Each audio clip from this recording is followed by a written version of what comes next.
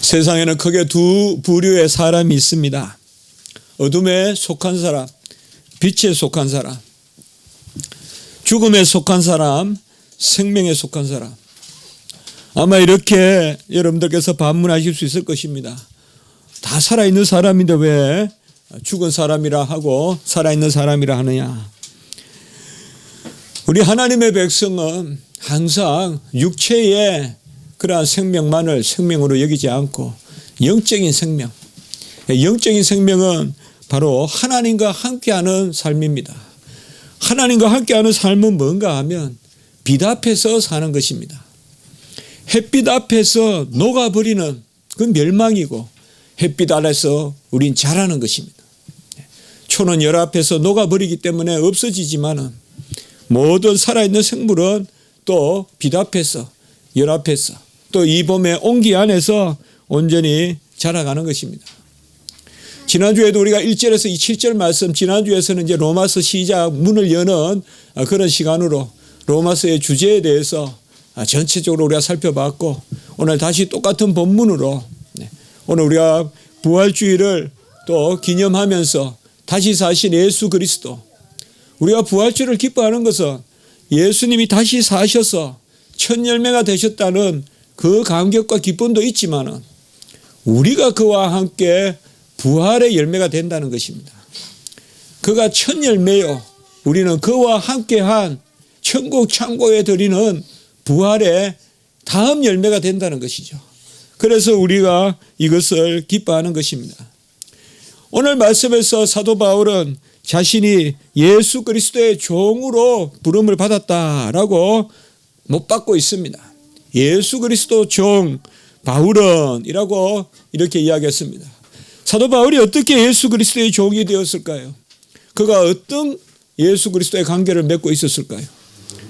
그는 많이 배운 사람입니다. 당대 최고의 학식을 가지고 있었고 촉망받는 유대인들의 지도자로, 또 청년이지만은 이미 말씀을 다 꿰뚫어서 누구든지 이 청년에게 물으면 그것이 근위가 있는 그러한 청년이었습니다. 그는 바울이라는 작은 자라는, 바울은 작다는 뜻입니다. 이것은 라틴어적인 그런 이름입니다. 로마적인 이름이라고 볼 수 있습니다. 작다는 뜻이 가지고 있습니다. 작은 바울은 사실상 그전에는 근위가 있다는 그런 사울이라는 이름의 사람이었습니다.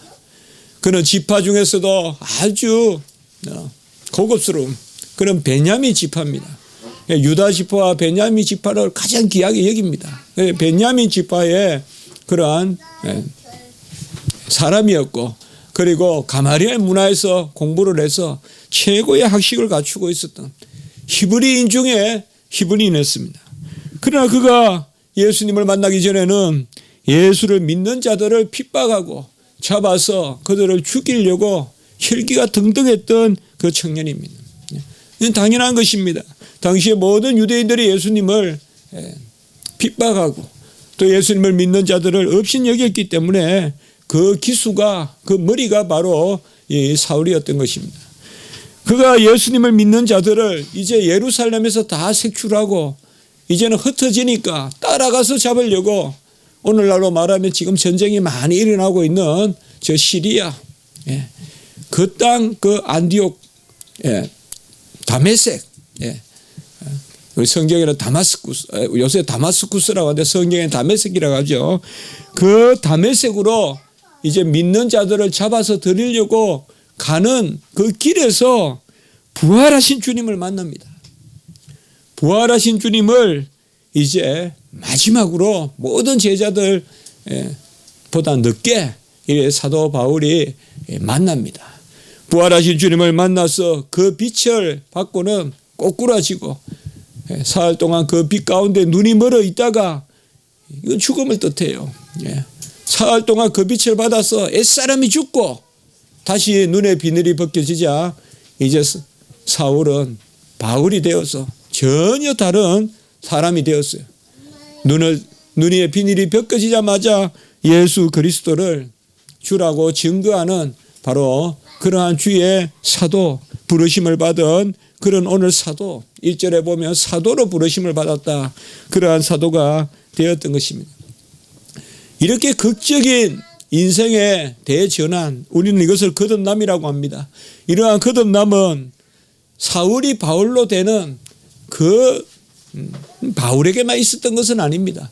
우리도 다 이렇게 부활하신 주님을 만나서 죽음의 비늘이 벗겨지고 옛사람의 비늘이 벗겨지고 이제 사망과 질곡과 신음과 절망과 그러한 모든 비늘을 벗겨내고 소망과 사랑과 하나님 안에서의 영생과 그러한 빛의 자녀가 되는 그러한 것을 우리가 다 경험한 사람들입니다. 우리는 그런 은혜를 받고 오늘 이 자리가 바로 그러한 생명의 자리, 빛의 자리, 하나님이 우리와 함께 하시고 영원히 죽지 않게 하시는, 우리가 교동문에도 읽었지만은 살아있는 자는 죽지 않고 살아서 죽는 자는 영원히 산다라고 이렇게 말씀하고 있습니다.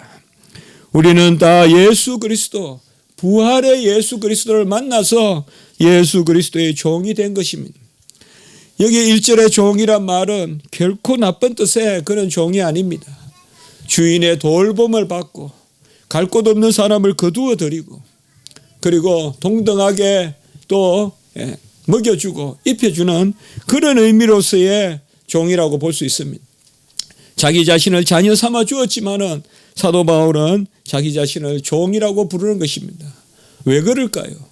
예수님이 하나님이시지만은 이 땅에 종으로 오셨기 때문에 그의 부활하신 예수를 만나면 우리는 다 예수를 닮고자 원해요. 그러면 예수를 닮고자 원하면 예수가 이 땅에 누구로 오셨냐 이 말이에요.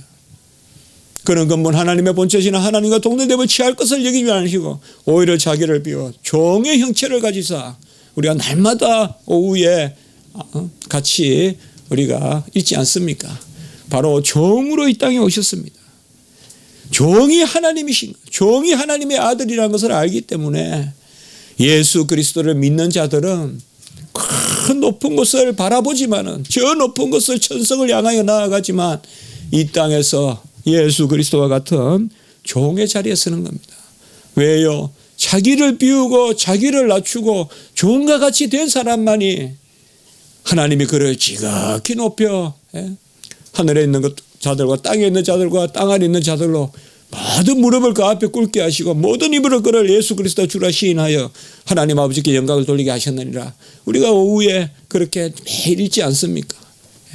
자기를 비워 종이 된 사람만이 하나님이 그를 지극히 높여 하늘에 있는 자들과 땅에 있는 자들과 땅 아래 있는 모든 자들이 그에게 영광을 돌리게 되는, 그것이 바로 부활의 백성이요 부활의 권능인 것입니다.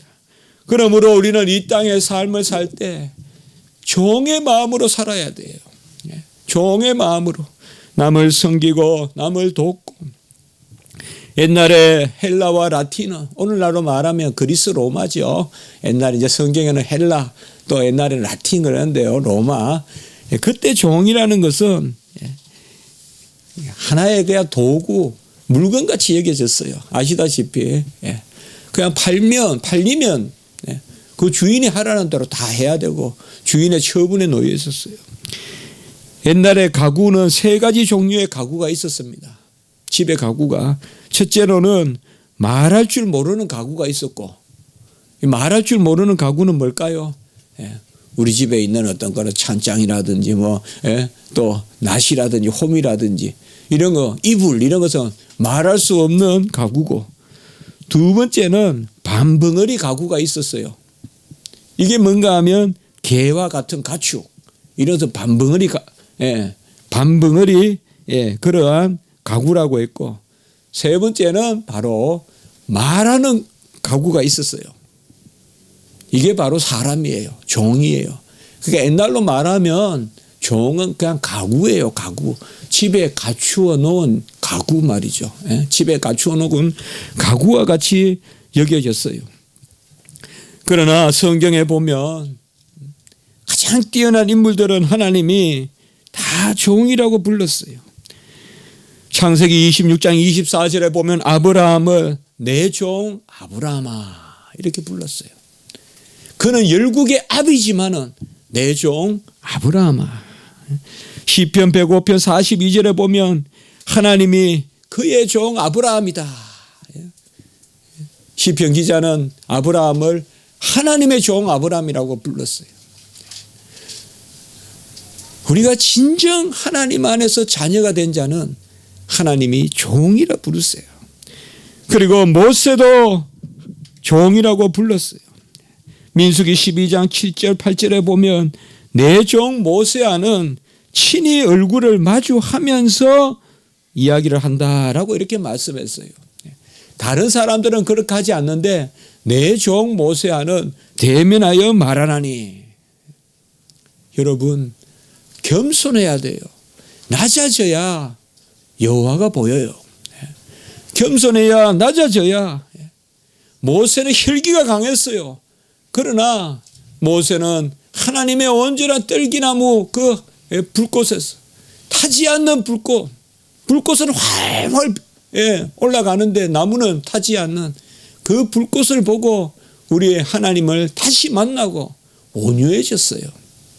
그래서 나중에 보면 모세는 이 땅에서 모세만큼 온유한 자가 없다 그랬어요. 그게 종이에요. 다른 사람들은 그렇게 하지 않거니와 내 종 모세와는 대면하여 만난다라고 이렇게 말하고 있어요. 종이 돼야 하나님이 대면하여 만나줘요. 주여, 종은 아무것도 없습니다. 친척도 없고 믿는 큰 가족도 없고 가진 것도 없고 종은 주님밖에 없습니다. 그게 주인이에요. 여호와 하나님만을 주인으로 삼는 그 종은 하나님이 대면해 주신다고요. 신명기 34장 5절에도 보면 여호와의 종 모세가 마지막에 여호와의 종 모세가 모압 평지에서 하나님이 그를 데려가셨다 이렇게 말씀하고 있습니다. 우리가 잘 아는 여호수아도 24장 29절에 보면 여호와의 종 눈의 아들 여호수아다라고 이렇게 불렀고 다윗도 내 종 다윗에게 이렇게 말하고 있습니다. 성경에서 하나님이 사랑하는 자들은 하나님의 자녀들입니다. 언약의 백성들입니다. 그러나 그들은 그 자녀됨을 종됨으로 누렸습니다. 여호와의 빛이 임하니까 이제는 빛의 종이 되는 것입니다. 은혜의 종이 되는 것입니다. 로마서 6장의 말씀과 같이 의의 종이 되는 것입니다. 죄를 지으려고 끙끙 앓지 않습니다. 억울하다 어떻게 안 갚음할까. 그것에 끙끙 앓고 잠을 못 자는 사람들은 죄의 종이에요. 그러나 부활하신 빛을 받은 사람들은 이제는 의의 종이에요. 자나깨나 어떻게 착한 일을 하고 어떻게 남에게 유익한 일을 할고 일순간 우리를 가장 괴롭히는 게 뭐예요? 다른 사람에게 안 갚음하고 내가 하나 당했으니까 두 가지로 갚으려고 하고 그래 말라요. 사람이 영적으로도 고갈되고 잠이 편안하지 않아요. 그러나 우리가 다시 기도하면 뭐예요? 허물을 덮어주라, 용서하라. 우리가 우리에게 죄 지은 자를 사하여 준 것 같이 우리 죄를 사하여 주옵소서. 주여, 내가 저 사람의 죄를 다 사하오니 하나님 내 죄를 사하여 주옵소서. 이런 것이 바로 종의 마음이거든요. 이 종에게 하나님은 만나 주시는 것입니다. 베드로전서 2장 9절에 보면 이 종은 뭐냐? 이 말씀을 보면 우리가 이 종이 뭔가 알죠. 같이 합시다. 하나님의 소유된 백성. 하나님 것이다 이 말이에요. 이 종이라고 부르는 것은 하나님 것이다. 이때까지 베드로는 자기 띠를 띠고 다녔어요. 그런데 디베라 바닷가에서 바요나 시모나 네가 나를 사랑하느냐, 요한의 아들아 네가 나를 사랑하느냐, 세 번이나 묻고 난 다음에 베드로가 그리하여다 종이 주님을 자랑하시는 줄 주께서 아시나이다. 그렇게 고백하니까 뭐예요? 이제는 네가 네 띠를 띠지 않고 바로 하나님의 띠를 띠고 다닌다 이 말이에요. 그게 종이에요. 자기 허리띠를 묶고 다니는 것이 아니라 하나님이 우리를 꼭 묶어서 그것은 어떤 굴레가 억압이 아니에요. 우리 스스로 놔두면 우리 발은 제어할 수가 없어요. 더러운 곳에 들어가고 위험한 곳에 들어가고요. 감당할 수 없는 곳에 들어가서 절망하고 좌절하고 넘어지고. 그러나 여호와가 우리에게 띠를 탁 떼어서 애들을 포대기로 콕 묶어서 말이요. 그렇게 다니듯이 말이요. 엄마가 떼어놓지 않듯이 말이에요. 그게 바로 종이라 이 말이에요. 구원받은 우리 백성들은 하나님의 소유된 백성이다. 출애굽기 19장 5절에서 6절에 보면 세계가 다 내게 속하였나니 너희가 내 말을 듣고 내 언약을 지키면 너희는 열국 중에서 내 소유가 되며 제사장 나라가 되며 거룩한 백성이 되리라라고 이렇게 말씀했습니다. 우리는 다 종임을 내세웁니다. 왜요? 예수 그리스도가 종이었기 때문에. 우리 교회가 설립되고 제일 처음에 제가 설교한 것이 바로 이사야서에 나오는 종의 노래입니다. 이사야서에서는 종의 노래가 계속해서 나오거든요. 5군데 이렇게 종의 노래가 나옵니다. 그 종이 바로 예수 그리스도거든요. 그래서 그가 찔림은 우리 허물을 인하며 그것이 마지막 종의 노래예요.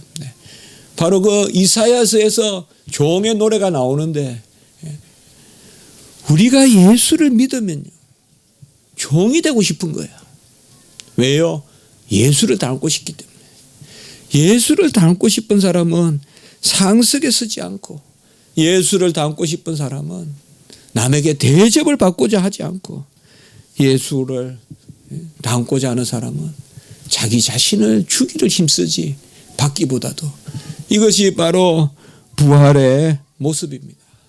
같이 합니다. 넉넉하니까 섬긴다. 우리는 은혜를 넉넉히 받았기 때문에 섬기는 거예요. 남이 나보다 많다고 생각하면 우리는 섬길 수 없어요. 그러나 우리는 뭐예요? 넘치는 은혜를 받았어요. 그러니까 섬기는 거예요. 초대교회에서 많은 사람들이 죽으면서도 저들에게 축복하고 저들을 하나님 구원하소서라고 하는 것은 그들을 불쌍히 여기는 거예요. 나는 하나님의 빛을 받고 하나님의 은혜를 받아서 나는 부활의 백성으로 사는데 저들은 그렇지 않다는 거죠. 그래서 그들에게 축복하는 거예요. 내가 고난을 당하지만은 축복하는 거예요. 가족을 구원하려거든 가족에게 축복하십시오. 그게 길이에요. 왜요? 나는 이미 하나님의 큰 은혜를 받았기 때문에 그들에게 축복하는 것입니다. 그래서 이사야 49장 3절에 보면 너는 나의 종이요 내 영광을 나타낼 이스라엘이라 라고 이야기했고 너로 이방의 빛을 삼아 나의 구원을 베풀어 땅끝까지 가리라 라고 이렇게 말한 것입니다. 이 사도 바울이 이방의 빛으로 여김을 받은 것입니다. 하나님은 사도 바울을 특별히 택하여서 그를 이방의 빛으로 사용하셔서 우리가 알다시피 1차, 2차, 3차 전도 여행을 떠나고 이제 마지막으로 하는 로마로 가서 이방의 복음을 선포하고 순교하는 그 모습을 볼 수가 있는 것입니다. 주님은 이 땅에 부르심을 받고 오셨습니다. 아버지께서 그를 보내셨습니다. 마찬가지로 주님은 이제 우리를 보냅니다. 주님이 12제자를 보내시고 또 그들에게 권능을 주신 것과 같이 우리 주님도 보내심을 받았습니다. 우리는 다 스스로 간 것이 아니라 주님께서 우리를 보내신 것이요. 주님도 스스로 이 땅에 오신 것이 아니라 아버지께서 나를 보내셨다라고 이렇게 말씀하고 있습니다. 내가 보낸 자를 영접하는 자는 나를 영접하는 것이요. 주님께서 제자들에게 그렇게 말했습니다. 그리고 나를 영접하는 자는 나를 보내신 자를 영접하는 것이다. 그러니까 주님을 보내신 분은 아버지시에요. 하늘에 계신 아버지가 아들을 보내셨고 아들은 또 우리를 보내셨어요. 그래서 아들이 보낸 우리를 영접하면 예수님을 영접하는 것이고 예수님을 영접하면 하늘에 계신 아버지를 영접하는 것이다라고 이렇게 말씀하고 있습니다. 우리는 다 부르심을 받은 사람들입니다. 이 땅에 더 이상 사도의 직분은 존재하지 않습니다. 이제 목사와 또 교회의 여러 장로나 또 권사나 집사나 여러 직분이 있습니다만은 이제 이것은 특별한 계급이라기보다 모두가 다 부르심을 받은 것입니다. 우리 성도님들 다 함께 부르심을 받은 것이에요. 그래서 구원이 소명과 함께 있는 거예요. 부르심을 받고 회개하고 거듭나고 의롭게 되고 하나 그리스도와 하나가 돼서 우리가 다 구원을 받은 것이에요. 이제는 목사만 땅 끝까지 가라고 말하지 않습니다. 우리가 전부 다 이제는 이방의 빛이에요. 전부 다 이방의 사도예요. 왜요? 빛은 임하면 빛을 내지 않을 수 없기 때문에 그래요. 빛은 숨길 수가 없어요. 아무리 감추어도 빛은 새어나가요. 그게 빛이에요. 우리는 이 물리적인 보이는 이 빛보다 더 큰 빛을 받았어요. 부활하신 주님을 예수 그리스도를 사도 바울이 만났을 때 일순간 그의 눈은 멀어버렸어요. 그 빛을 감당할 수 없어요. 육체로는. 육체로는 예수 그리스도 그 참빛 대신 예수 그리스도를 감당할 수 없어요. 부활의 영화로운 그 예수님의 몸을 감당할 수 없어요. 그래서 눈이 멀어버렸어요. 그 눈을 이제 다시금 뜨게 하시는데 그것은 영적인 눈을 열게 하신다 이 말이에요. 우리 안에 그 변화가 다 일어난 것입니다. 그것은 바로 우리를 부르셔서 이방의 사도를 삼으시려고 그렇게 하신 것입니다. 하나님이 아브라함을 불렀을 때 아브라함은 갈 바를 모르고 알지 못하고 갔다라고 이야기했습니다. 아브라함을 부르셨습니다. 모세를 떨기나무에서 그 불꽃 가운데서 부르셨습니다. 그리고 많은 선지자들을 불렀습니다. 이사야도 말을 잘하지 못했어요. 입술이 부정하다고 했어요. 그래서 그 제단의 핀 숯을 그 입술에 대고 이 이사야의 입술을 찢었어요. 사도 바울은 눈을 찢고 이사야는 입술을 찢었어요. 그럴 때 이사야가 바로 내가 여기 있나이다 나를 보내소서라고 이렇게 이야기했어요. 예레미야는 계속 보면 아이와 같다라고 이야기했어요. 출입을 구별하지 못하는 한마디로 화장실도 갈 줄 모르는 아이와 같다라고 이야기했어요. 그때 하나님이 예레미야를 불렀어요. 내가 모태에 짓기 전에 배에서 나오기 전에 너를 택하였도다. 모태에서 잉태되기 전에 임신하기 전에 또 출생하기 전에 내가 너를 택하였도다. 너는 아이라 하지 말고 내가 너를 누구에게 보내든지 가라라고 이렇게 말씀하고 있습니다. 여러분, 빛은 머물러 있으면 비치지 못합니다. 좁은 곳에서 빛이 확 모여 있으니까 더 밝을 것 같아도 아닙니다. 창문이 커야 밝습니다. 빛은 바깥으로 퍼져나가야 밝습니다. 우리가 빛 되신 것을 내가 즐거우려면, 내가 어둠이 아니라 빛되게 살려면 나의 빛을 비추어야 돼요. 같이 합니다. 일어나 비추어라. 비추어야 돼요. 비출 때 내가 즐거워져. 꼭 그것을 안고 있으면 그 빛이 즐겁지 않아요. 오히려 따가워요. 이 빛을 나누어 줘야 돼요. 이 빛을 나누어 줘야 돼요. 사도 바울은 그 빛을 받았을 때 아마 자기가 죽인 스데반을 생각했을 것입니다. 사도 바울이 스데반을 죽인 것이에요.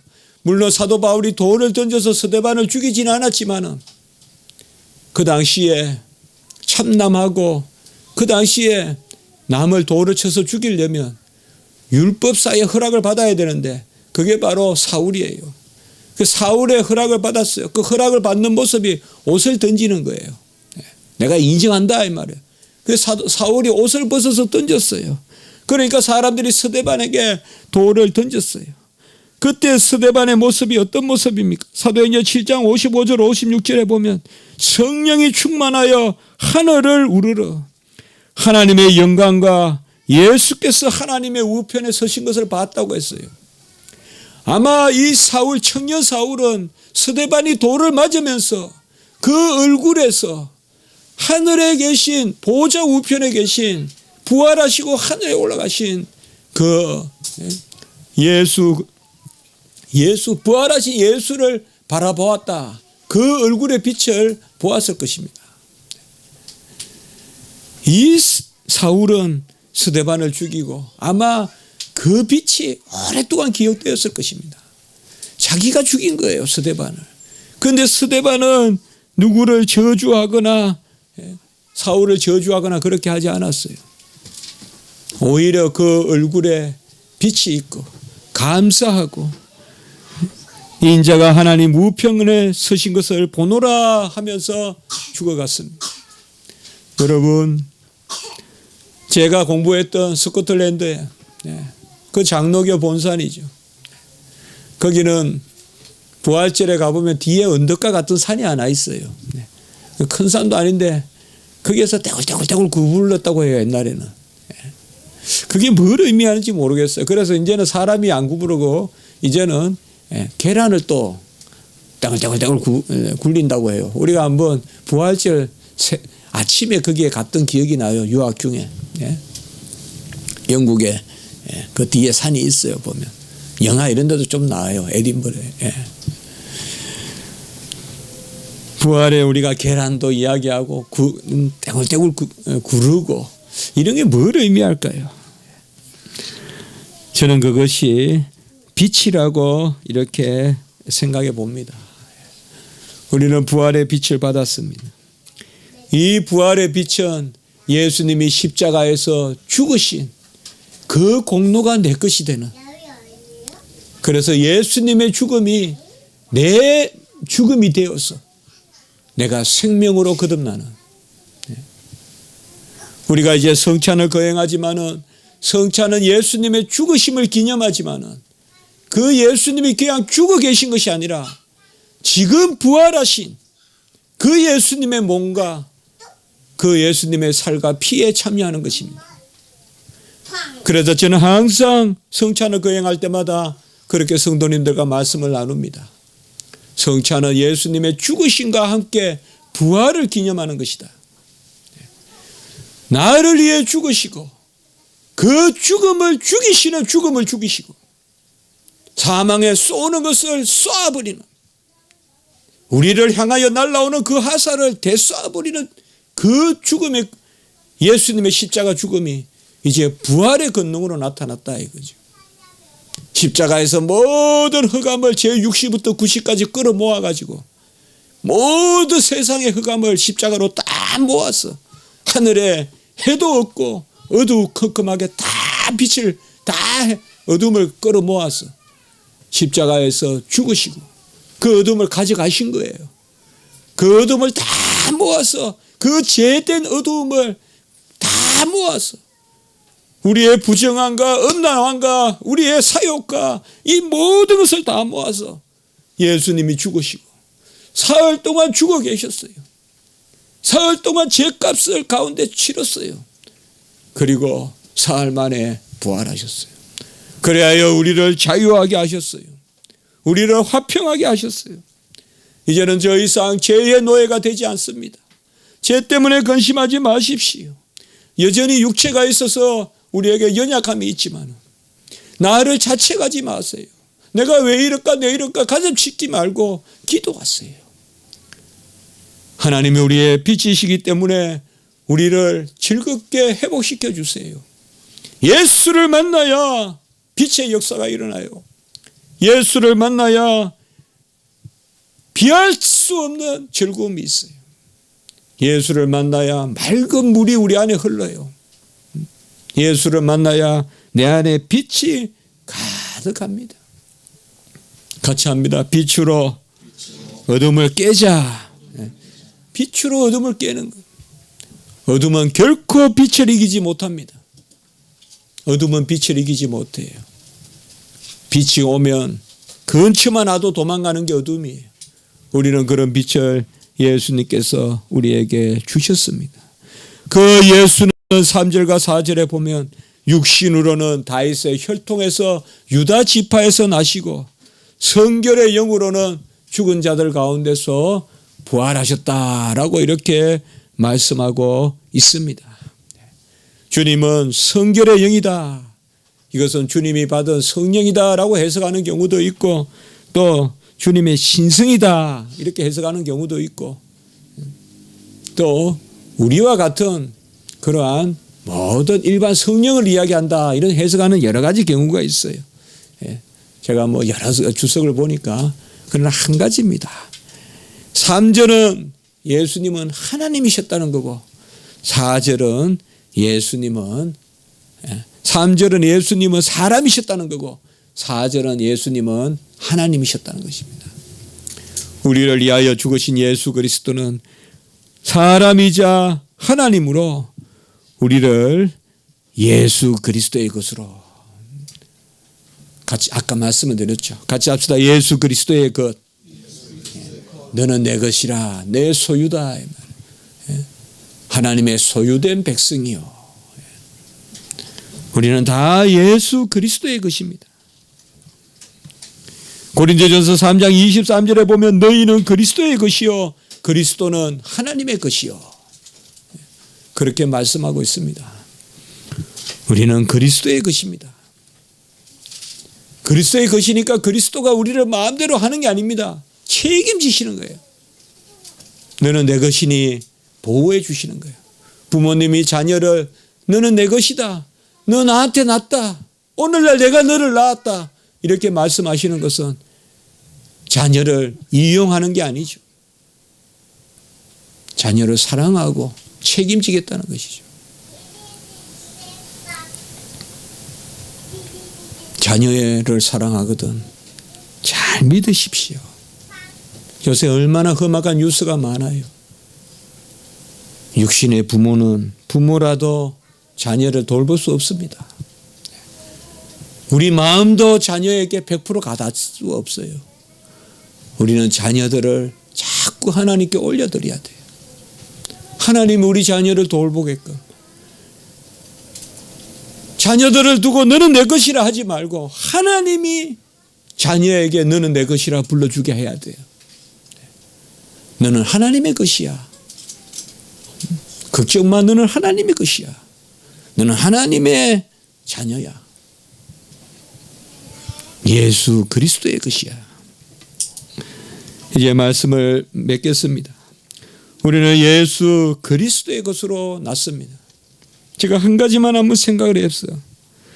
예수 그리스도의 것, 예수 그리스도의 종.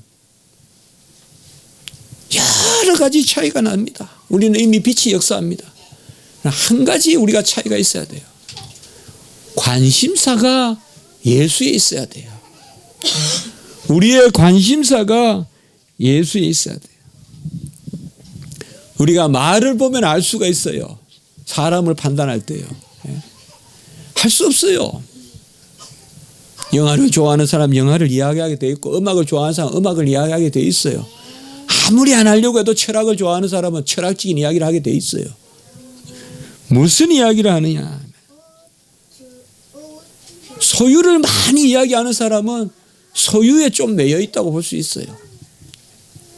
그러나 우리의 관심은 그리스도가 돼야 돼요.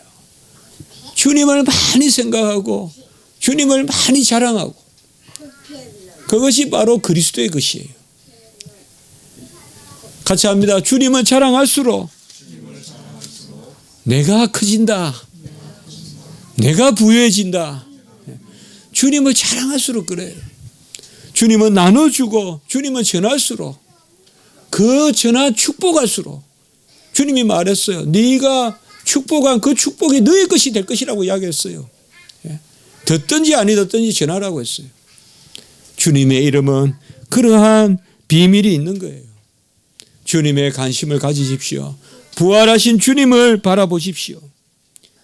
우리가 주 예수 그리스도의 것이고 그 은혜의 직분을 다 가지고 있습니다. 그래서 5절에 은혜와 사도의 직분을 가졌다라고 이렇게 말씀한 것입니다. 부활의 빛의 역사가 성도님들에게 함께 있길 바랍니다. 지금 어렵고 힘든 거, 어둠에 속한 거, 무엇보다 먼저 죄로부터 여러분들 멀어지셔야 되고요. 욕심을 버립시다. 미움을 버립시다. 이 부활의 때에 예수 그리스도의 그 빛을 바라보면서 서로 사랑합시다. 지금 우리 마음에 판단이 있으면 그 판단을 버리고 서로 사랑하고 우리 가족들 사랑하고 우리 친척들 또 내 주변에 있는 사람들 귀하게 여기고 그렇게 나아가는 겁니다. 그것이 바로 예수님이 우리를 위하여 이 땅에 오셨고 우리를 위하여 부활하신 그 의미가 아닌가 생각해 보는 것입니다. 기도드리겠습니다. 거룩하고 자비로우신 하나님 아버지, 부활의 빛을 비추어 주셔서 우리도 사도 바울과 같이 거듭나게 하시고 이방의 빛으로 이제 빛의 자녀로 너는 내 것이라 주님의 종으로 살게 하시니 감사를 드립니다. 주여 우리를 불쌍히 여겨주시고 빛이 어둠을 이기듯이 모든 것을 빛으로 이기는 저희들의 삶이 되게 하시고 빛이 생명을 낳고 빛이 열매를 맺듯이 부활의 빛이 우리의 삶의 열매로 나타나게 하시고 부활의 빛으로 땅끝까지 빛을 발하는 저희들의 삶이 될 수 있도록 인도하여 주시옵소서. 주님 죽으심에 그 놀라운 은혜가 부활로 우리 안에 역사할 줄 믿사오니 옛사람이 죽고 새사람이 사는 그 큰 은혜를 저희들에게 허락하여 주시옵소서. 구주 예수 그리스도 이름으로 감사하며 기도드리옵나이다. 아멘.